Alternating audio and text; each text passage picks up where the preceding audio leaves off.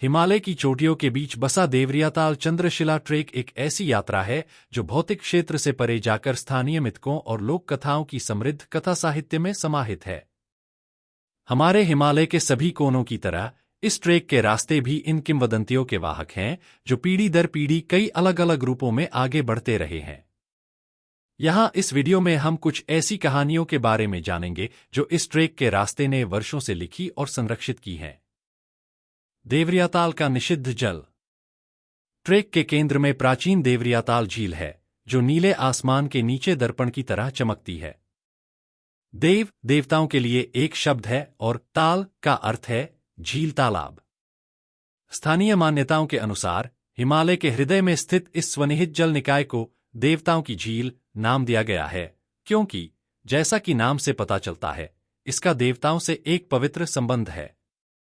ऐसा माना जाता है कि हर बार देवी देवता इस झील के प्राचीन जल में स्नान करने के लिए स्वर्ग से नीचे आते हैं। इसकी स्पष्ट दर्पण जैसी सतह को दिव्य दुनिया का प्रतिबिंब माना जाता है।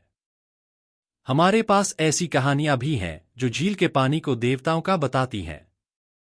महाकाव्य महाभारत में वर्णित कई कहानियों में से एक में 5 पांडव भाई अपने निर्वासन के दौरान अपनी कई यात्राओं के दौरान झील पर आए थे। चूंकि यह झील देवताओं के लिए एक निजी स्नान स्थल थी, इसलिए इसका पानी निषिद्ध क्षेत्र था, जिसकी रक्षा यक्ष नामक एक सारस द्वारा निष्ठापूर्वक की जाती थी। देवताओं के अलावा किसी और के लिए इस झील के पानी तक पहुंचने का एकमात्र तरीका यक्ष के सवालों का संतोषजनक उत्तर देना था।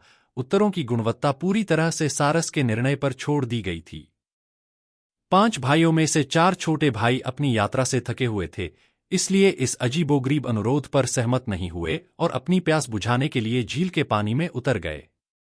उन्हें नहीं पता था कि उन्हें इस अवज्ञा के लिए अपनी जान से कीमत चुकानी पड़ेगी। सबसे बड़े भाई युधिष्ठिर, जो अपनी आज्ञाकारिता के लिए जाने जाते थे, ने यक्ष के हर सवाल का जवाब दिया और अपने चारों भाइयों को मृतकों में से वापस लाया। तुंगनाथ में परीक्षण। दुनिया के सबसे ऊंचे शिव मंदिरों में से एक तुंगनाथ 3680 मीटर की कहानी में पांडवों का भी नाम शामिल है।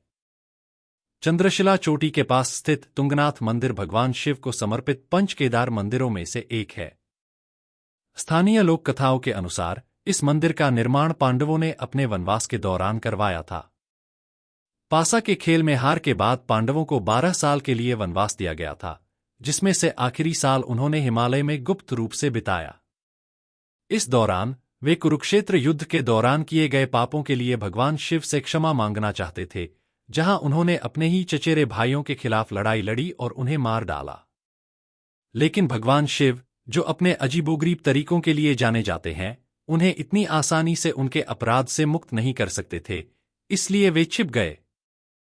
बैल का वेश धारण करके शिव गुप्तकाशी भाग गए। जब पांडवों को यह पता चला, तो उनमें से सबसे शक्तिशाली भीम ने बैल का पीछा किया। इसके बाद शिव का स्वरूप विकटित होकर देश के 5 अलग अलग क्षेत्रों में प्रकट हुआ। इनमें से प्रत्येक स्थान पर एक मंदिर बनाया गया, जिसे अब पंच अर्थात 5 केदार भगवान शिव का दूसरा नाम के रूप में जाना जाता है। कहानी के अनुसार इस बैल के अंग उस स्थान पर प्रकट हुए जो आज तुंगनाथ मंदिर है। चूंकि शिव 5 भाइयों से बचने की पूरी कोशिश कर रहे थे, इसलिए पांडव ही वे थे जिन्होंने भगवान को प्रसन्न करने के लिए मंदिर बनवाया। क्या यह कामयाब हुआ? खैर, यह जानने के लिए हमें महाभारत पढ़नी पड़ सकती है कि यह कामयाब हुआ या नहीं। बाकी Panch Kedar Kedarnath 3583 metre, Madmaheshwar 3490 metre, Rudranath 3559 metre और कल्पेश्वर 2200 मीटर में है। चंद्रशिला की कई किंवदंतियां। चंद्रशिला का अर्थ है चंद्रमा की चट्टान। चंद्रशिला को इसका नाम कैसे मिला, इसके बारे में अलग अलग कहानियों के अलग अलग संस्करण मौजूद हैं। यहां हमारे कुछ पसंदीदा हैं। चंद्रशिला में शांति का संचार।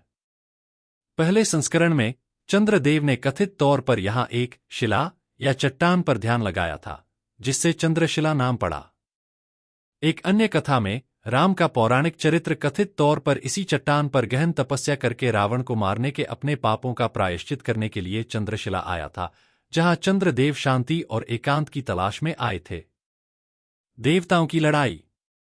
एक और कथा में चंद्रशिला चोटी, जो आसपास के पहाड़ों का एक शानदार दृश्य प्रस्तुत करती है, को युद्ध का मैदान माना जाता है जहां देवताओं और राक्षसों ने वर्चस्व के लिए लड़ाई लड़ी थी। महाकाव्य रामायण के दौरान राक्षस राजा रावण भगवान शिव का भक्त था और उसने उनका अनुग्रह पाने के लिए गहन तपस्या की थी। रावण की भक्ति की परीक्षा लेने के लिए भगवान शिव उसके सामने प्रकट हुए और उसे वरदान देने की पेशकश की। रावण ने अमरता मांगी, लेकिन भगवान शिव ने यह कहते हुए मना कर दिया कि कोई भी जीवन और मृत्यु के चक्र से बच नहीं सकता। रावण ने चतुराई से अपार शक्ति और अजेयता मांगी, यह सोचकर कि वह अजेय हो सकता है। भगवान शिव ने उसे वरदान दिया और रावण युद्ध में लगभग अजेय हो गया। हालांकि अपने अहंकार में रावण ने अपनी नई शक्ति का प्रदर्शन करने के लिए चंद्र को भी पकड़ना और नियंत्रित करना चाहा। रावण के अत्याचार को रोकने के लिए भगवान शिव ने चंद्रशिला शिखर पर उसके साथ भयंकर युद्ध किया। एक लंबी लड़ाई के बाद भगवान शिव ने रावण को हरा दिया और चंद्रमा को उसकी पकड़ से मुक्त कर दिया।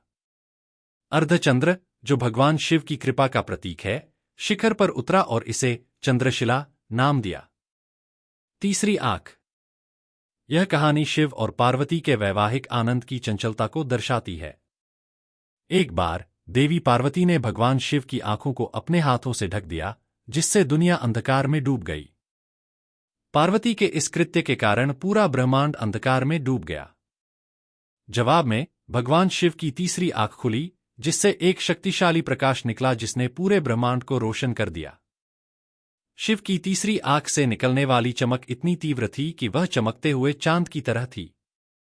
ऐसा माना जाता है कि शिव की तीसरी आंख से निकलने वाली रोशनी उस स्थान पर गिरी थी जहां आज चंद्रशिला चोटी है। इस चोटी को भगवान शिव की दिव्य उपस्थिति का आशीर्वाद प्राप्त था और इसलिए इसे चंद्रशिला या मून रॉक के रूप में जाना जाने लगा, जो भगवान शिव की आंख से निकलने वाली चांद जैसी चमक को दर्शाता है। ये इस ट्रेक के रास्तों से कई सुनाई और कई भूली हुई कहानियों में से कुछ हैं। इन्हें स्थानीय लोगों के मुंह से सुनना सबसे अच्छा है, जो इन आकर्षक कहानियों को एक खास ऊर्जा के साथ सुनाते हैं जो बिल्कुल संक्रामक है। जब आप इस ट्रेक पर हों तो इन आकर्षक कहानियों का प्रत्यक्ष अनुभव उन लोगों से जरूर लें जो इन्हें सबसे अच्छी तरह जानते हैं। यह जानना कि आप उन्हीं ज़मीनों पर चल रहे हैं जहां हमारे महाकाव्यों के दिग्गज कभी गए थे और इन कालातीत कहानियों का हिस्सा बनना एक बहुत ही बढ़िया एहसास है। भारत का ही नहीं, दुनिया का सबसे ऊंचा शिव मंदिर, यहाँ का चंद्रशिला बोलते हैं इनको। आपका फेवरेट प्लेयर चाहे श्रेयस हो या केएल हो या रोहित भाई हो, यहाँ पे टीम 11 पे चंद्रदेव ने तपस्या किया था। भग जाते हैं, देवी देवता भी दूर हो जाते हैं, पुरगे भी दूर हो जाते हैं। हाँ, कहने लग ऐसा होता है। तो ये शिला है, यहाँ तप करने से उनको भी मुक्ति शांति मिलती है।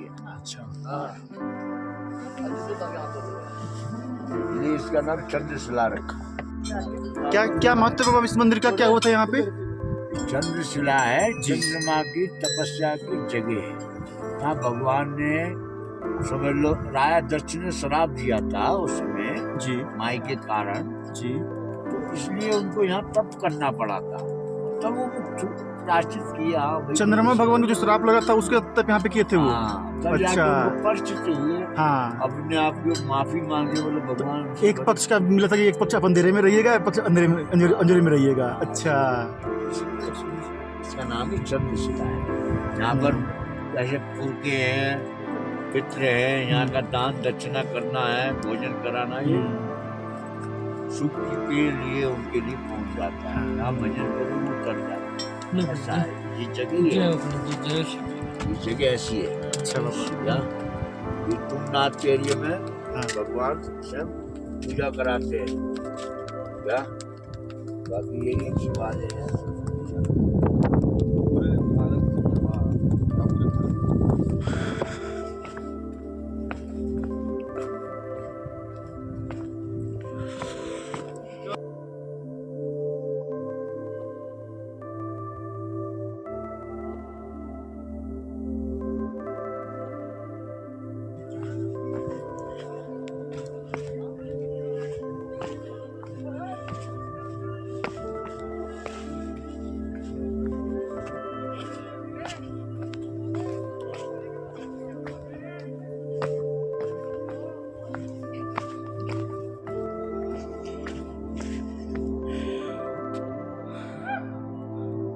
और ये टेम्पल रहा।